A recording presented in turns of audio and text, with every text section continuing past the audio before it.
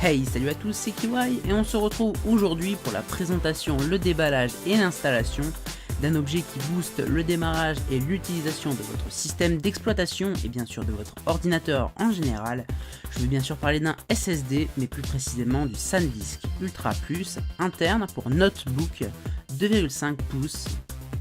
Celui-ci est compatible SATA 3 avec contrôleur Marvell. Pour la capacité, j'ai choisi un 256 Go. En réalité, on se retrouve avec un SSD de capacité réelle de 238 Go. J'ai acheté ce SSD dans le but d'obtenir un ordinateur plus performant avec un démarrage et un arrêt plus rapide, l'installation et le transfert de fichiers de façon plus fluide et un démarrage et ouverture de logiciels plus rapide. Pour ce qui est des performances, on nous annonce en lecture 530 mégaoctets par seconde et en écriture du 445 mégaoctets par seconde. Après un test réalisé grâce au logiciel Crystal Disk Mark, qui teste en utilisation réelle le SSD, nous pouvons voir un débit de lecture de près de 460 ms et en écriture de près de 420 ms.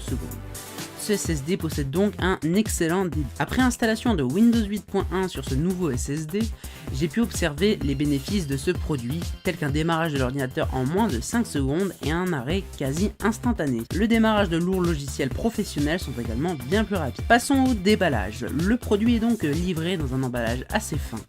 On y retrouve l'ensemble des informations précédemment énoncées.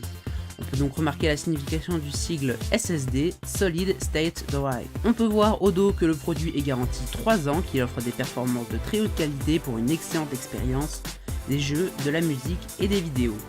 On nous informe que le produit est accompagné d'une entretoise en plastique. On retrouve donc dans l'emballage la notice, le SSD lui-même accompagné par son entretoise. Ce SSD dispose également d'un logiciel que vous pouvez retrouver sur le site de SanDisk, son constructeur, qui vous permettra notamment de mettre à jour le firmware du SSD, ou encore consulter sa température ou encore son état de vie.